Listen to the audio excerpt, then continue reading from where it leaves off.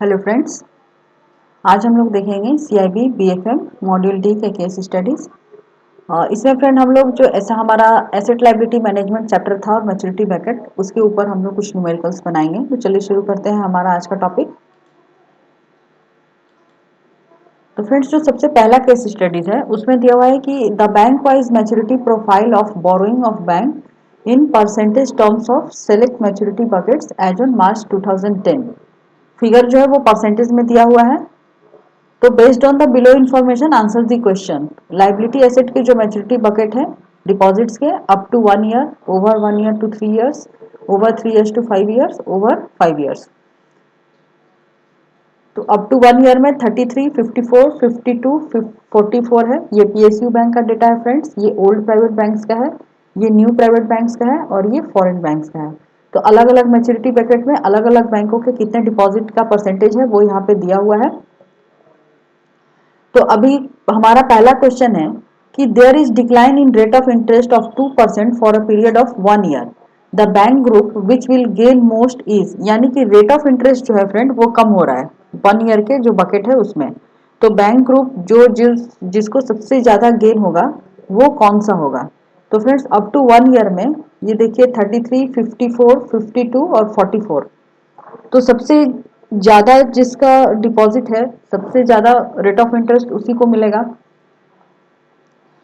तो ये जो डिपॉजिट है इस पे ओल्ड प्राइवेट बैंक्स जो है वो सबसे ज्यादा डिपॉजिट पे कर रही है। तो अगर रेट ऑफ इंटरेस्ट कम होगा तो सबसे कम जो इंटरेस्ट पे करना होगा, मतलब जो आपका अमाउंट है, जो पेमेंट अमाउंट जो कम पे करना हो, तो वो सबसे ज्यादा जो है जो हमारा ओल्ड प्राइवेट बैंक है उसको करना होगा। क्योंकि 54 का 2% जो है वो बाकी सबसे ज्यादा होगा। तो इसीलिए ओल्ड प्राइवेट बैंक जो है इसका सबसे ज्यादा गेन होगा अगर रेट ऑफ इंटरेस्ट कम होता है तो हमारा यहाँ पे आंसर जो होगा फ्रेंड वो ऑप्शन बी होगा। नेक्स्ट क्वेश्चन देखते हैं। There is decline in rate of interest of 2% for a period of 1 year. The bank group which will gain least is. अब यहाँ पे भी रेट ऑफ इंटरेस्ट जो है कम हो रहा है। तो अब जिसका डिपॉजिट कम होगा उसको जो है कम गेन मिलेगा। तो सबसे कम डिपॉजिट किसका है 1 ईयर में? देखिए 33, यानी पीएसयू बैंक जो है उसका डिपॉजिट सबसे कम है। यानी कि अगर इंटरेस्ट रेट डाउन होता है तो उसको सबसे कम इंटरेस्ट रेट जो है वो उसमें गेन मिलेगा। तो public sector bank have the lowest amount of deposit in this category 33%, hence they gain least. So our answer is option A, PSU bank. Next question है there is increase in rate of interest. अभी देखिए यहाँ पे increase हो रहा है rate of interest में। कितना इंक्रीज हो रहा है? 1%। किस मैच्योरिटी बकेट में हो रहा है? 1 ईयर टू 5 ईयर्स के बकेट में। तो कौन सा बैंक है जो कि सबसे ज्यादा अफेक्टेड होगा? तो अगर रेट ऑफ इंटरेस्ट बढ़ रहा है फ्रेंड, तो जिस बैंक का सबसे ज्यादा डिपॉजिट होगा उसको ज्यादा इंटरेस्ट पे करना होगा, तो इसीलिए वो ज्यादा अफेक्टेड होगा। तो अभी देखिए कि हमारा 1 ईयर टू 5 ईयर ये जो दोनों बकेट है ये दोनों को मिला के हमें डेटा लेना है। 1 to 3 यहाँ और 3 to 5 ये। तो अभी आप देखिए ये सब में सबसे ज्यादा किसका हो रहा है? तो पब्लिक सेक्टर का है 37 और 13, यानी कि 50। यहाँ पे हो रहा है 39, यहाँ पे हो रहा है 47 और यहाँ पे हो रहा है 48। यानी कि हमारा जो पीएसयू बैंक है इसका डिपॉजिट सबसे ज़्यादा है। तो अगर इंटरेस्ट ज़्यादा बढ़ेगा तो इसको ज़्यादा इंटरेस्ट पे करना होगा। तो here our answer is option A, PSU bank. Next question देखते हैं। There is increase in rate of interest of 1%। यहाँ भी इंक्रीज हो रहा है फ्रेंड्स रेट ऑफ इंटरेस्ट में, और 1% का इंक्रीज हो रहा है डिपॉजिट में। पीरियड है 1 to 5 ईयर। अब कौन सा बैंक है जो सबसे लीस्ट अफेक्टेड होगा? तो फ्रेंड, जो बैंक का डिपॉजिट सबसे कम होगा वो लीस्ट अफेक्टेड होगा, क्योंकि जो बढ़ा हुआ अमाउंट है वो उसके लिए कम होगा। तो यहाँ पे हमने देखा था लास्ट क्वेश्चन में भी, जो ओल्ड प्राइवेट बैंक है इसका डिपॉजिट सबसे कम है, यानी 33 + 6 39। हमें 1 to 5 ईयर्स तक का लेना है, इसलिए हम ये दोनों कॉलम का ले रहे हैं। तो 39 होने से सबसे कम जो अफेक्टेड होगा एडवर्सली वो ओल्ड प्राइवेट बैंक होगा। तो here our answer is option B, old private banks. Next question है the bank group which is more relying on long term deposit above 3 years. तो कौन सा बैंक है फ्रेंड्स जिसका कि अबव 3 ईयर्स जो डिपॉजिट है वो लॉन्ग टर्म डिपॉजिट वो सबसे ज्यादा है? तो ओवर 3 इयर्स हम देखेंगे कि 13 प्लस 17 ये हो गया आपका 30, बाकी सब ये कम है फ्रेंड्स। तो पीएसयू बैंक जो है इसका डिपॉजिट सबसे ज़्यादा है, लॉन्ग टर्म डिपॉजिट, तो इसीलिए our answer is option A, PSU bank.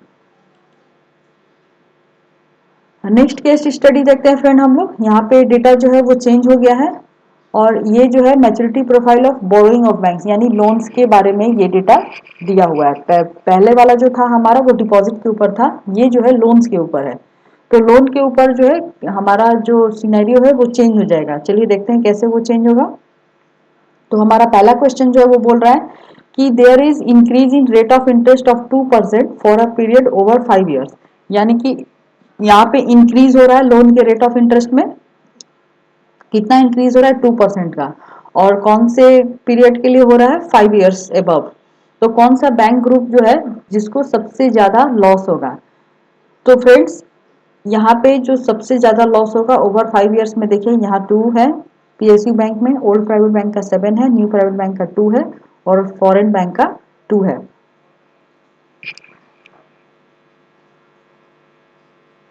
The bank group which will loose most, तो जो हमारा सबसे ज्यादा है that is old private bank. Old private banks carry the largest percentage borrowing of 7% in this bucket, hence highest cost increase. अब bank जो है जितना ज़्यादा लोन ले रखी है, अगर उस पर इंटरेस्ट रेट इंक्रीज होगा तो उसको उतना ज़्यादा पे करना पड़ेगा।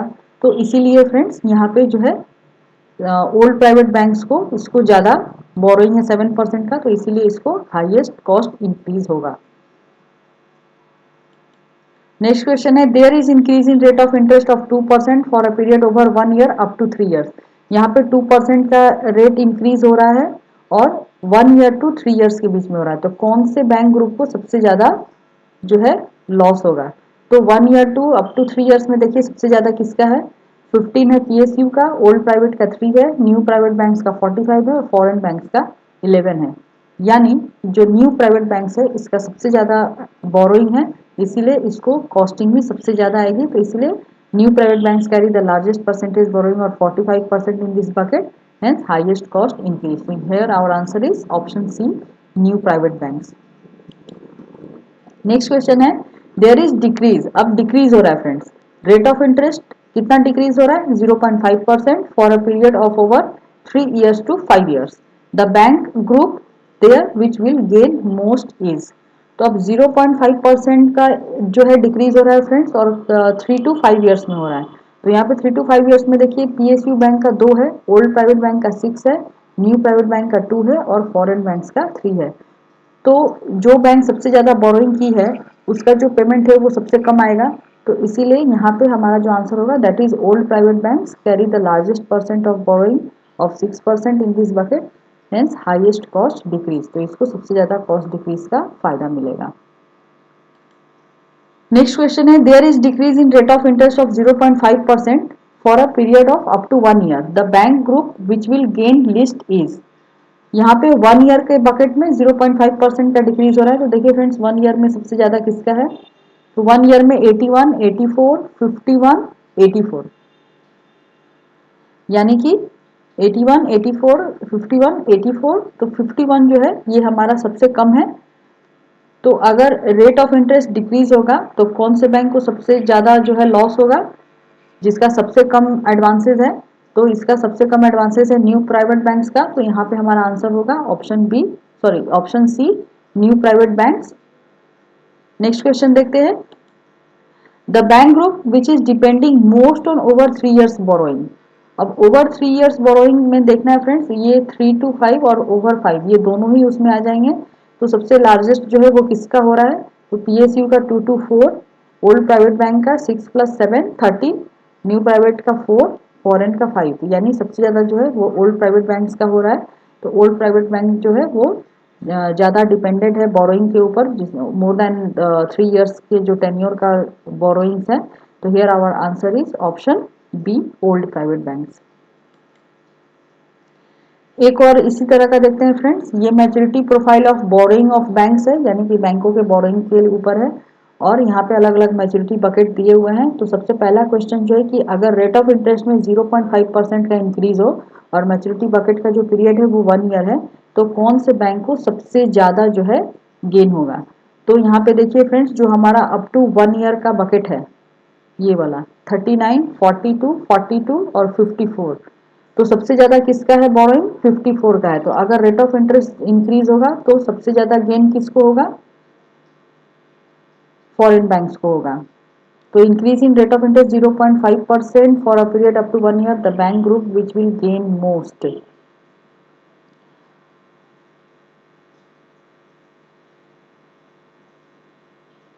PSU bank, old private banks, new private banks, foreign banks. So here option D is our answer.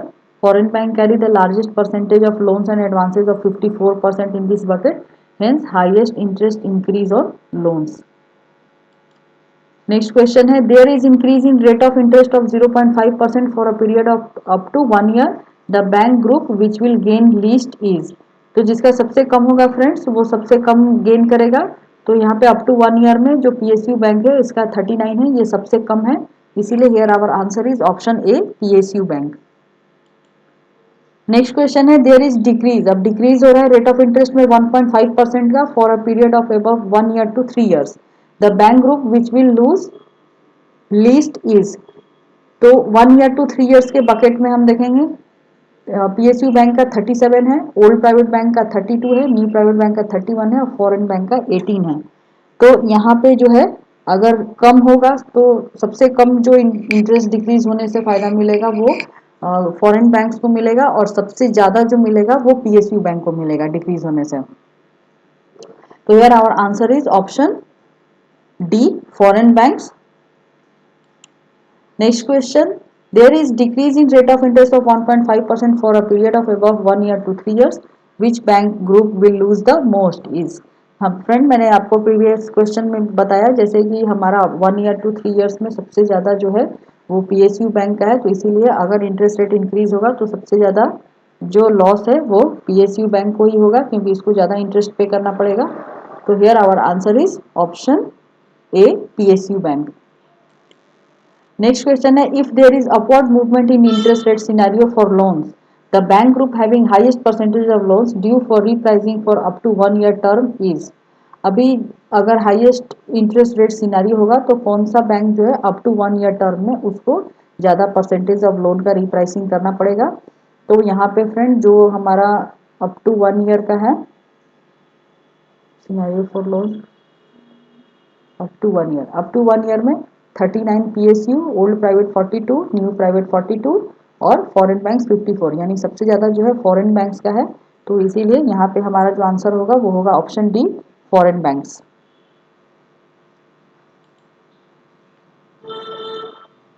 एक और केस स्टडीज देखते हैं फ्रेंड्स। यहाँ पे जो है दे रहा है कि as per RBI guidelines on ALM यानी asset liability management, capital and reserves are to be placed in over 5 years bucket, यानी कैपिटल और रिजर्व जो है बैंकों को उसको 5 ईयर्स बकेट में रखा गया है और सेविंग बैंक और करेंट डिपॉजिट जो है उसको वोलाटाइल और कोर पोर्शन में क्लासिफाई किया गया है। सेविंग बैंक का 10% और करेंट बैंक अकाउंट का 15% डिपॉजिट जो है वो जनरली विड्रॉएबल है ऑन डिमांड और ये पोर्शन जो है इसको हम लोग वोलेटाइल की तरह ट्रीट करेंगे।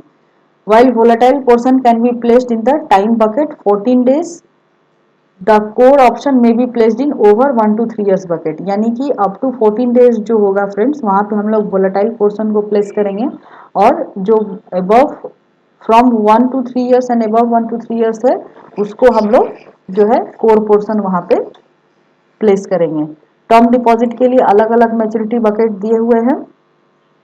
कैपिटल जो है यहाँ पे 1180 है, रिजर्व्स 12,000 है, करेंट अकाउंट 1000 है, सेविंग बैंक 4000 है, टर्म डिपॉजिट 1 मंथ का मैच्योरिटी बकेट में 4000 करोड़ है, 1 to लेस देन 3 मंथ्स के मैच्योरिटी बकेट में 800 करोड़ है, 3 months to less than 6 months के मैच्योरिटी बकेट में 1200 करोड़ है, 6 months to less than 12 maturity bucket में 2000 करोड़ है और 1 year to less than 3 years के मैच्योरिटी बकेट में 1200 करोड़ है, 3 year to less than 5 years के मैच्योरिटी बकेट में 600 करोड़ है एंड अबव 5 ईयर्स के मैच्योरिटी बकेट में 800 करोड़ है और बोरोइंग फ्रॉम RBI जो है वो बैंक ने 400 करोड़ उसका बोरोइंग है।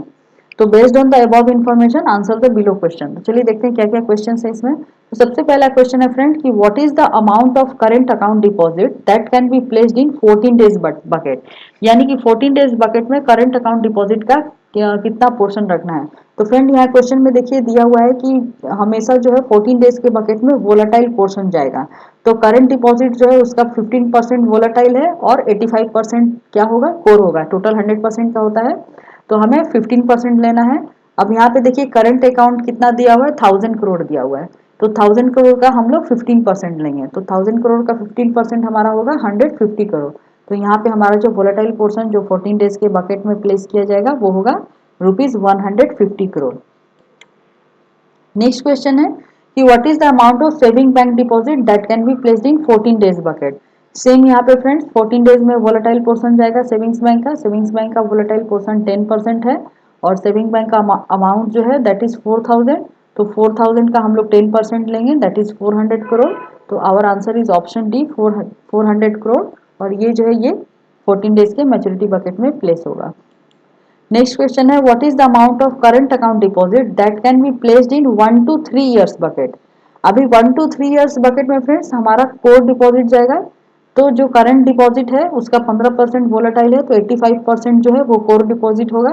और यहाँ पे 1000 करोड़ है हमारा करंट अकाउंट, तो 1000 का हम लोग 85% निकालेंगे तो 150 करोड़। 150 करोड़ जो है वो 1 to 3 ईयर्स बकेट में जाएगा फॉर करंट अकाउंट डिपॉजिट। तो here our answer is option C ₹850 crore. Next question देखते हैं what is the amount of saving bank deposit that can be placed in 1 to 3 years bucket. अब savings account में भी same case हो जाएगा friend. यहाँ पे सेविंग्स का वोलेटाइल 10% है, तो हम लोग कोर डिपॉजिट में 90% लेंगे। क्यों लेंगे 90%? क्योंकि यहाँ पे आपका बोल रहा है कि जो कोर पोर्शन है may be placed in over 1 to 3 years bucket, तो इसीलिए हम लोग यहाँ पे कोर पोर्शन लेंगे। तो हमारा सेविंग्स अकाउंट कितना है, 4000 है, तो 4000 का हम लोग 90% लेंगे यानी 3600 करोड़ जो है वो 1 to 3 ईयर्स के बकेट में प्लेस होगा। तो here our answer is option B ₹3600 crore. Next question है what is the total of amount of term deposit that will be placed in various maturity buckets up to less than 12 months. तो यहाँ पे देखिए friends जो term deposit है 1 month के लिए 400 करोड़ है, देन 3 मंथ्स का 800 crore, up to 6 months 1200 crore and less than 12 months 2000 crore. इन चारों को हम लोग ऐड करेंगे 400 प्लस 800 प्लस 1200 प्लस 2000, तो टोटल हमारा जो है 4400 करोड़ वेरियस मैच्योरिटी बकेट्स में जाएगा less than 12 months for term deposit. तो here our answer is option D 4400 crore. एक और केस स्टडी देखते हैं फ्रेंड्स। यहाँ पे बोल रहा है कि international bank has following asset and liabilities in its balance sheet as on March 31, 2010। क्या क्या है, यहाँ पे कैपिटल है 4000 करोड़, रिजर्व्स है 24000 करोड़, करंट अकाउंट है 1,20,000 करोड़, सेविंग बैंक अकाउंट है 1,20,000 करोड़ और टर्म डिपॉजिट भी है 1,20,000 करोड़। बोरोइंग फ्रॉम आरबीआई है 12,000 करोड़, कैश जो है 27,600, balance with other bank 60,000 crore, investment in securities 60,000 crore, bills payable 80,000 crore, cash credit 80,000 crore, term loans 80,000 crore, fixed asset 12,400 crore, total asset and total liability rupees 4 lakh crore. The term loan have fixed rate of interest based on the above information. Answer the below questions. तो पहला question जो है friend वो बोल रहा है कि what is the amount of interest rate sensitive asset. अभी जो भी बैंकों का जो एसेट है फ्रेंड जिसके ऊपर बैंक इंटरेस्ट अर्न करती है उसको हम लोग रेट सेंसिटिव एसेट बोलेंगे। तो यहाँ पे जो रेट सेंसिटिव एसेट है उसमें कैश के ऊपर बैंकों को कोई इंटरेस्ट नहीं मिलता है और जो बैंकों का फिक्स्ड एसेट होता है उस पर भी कोई इंटरेस्ट नहीं मिलता है। तो इसीलिए asset other than cash and other fixed asset जो है वो बैंकों के लिए रेट सेंसिटिव एसेट होगा। तो यहाँ पे जो हमारा टोटल एसेट टोटल लाइबिलिटी है वो 4 लाख दिया हुआ है।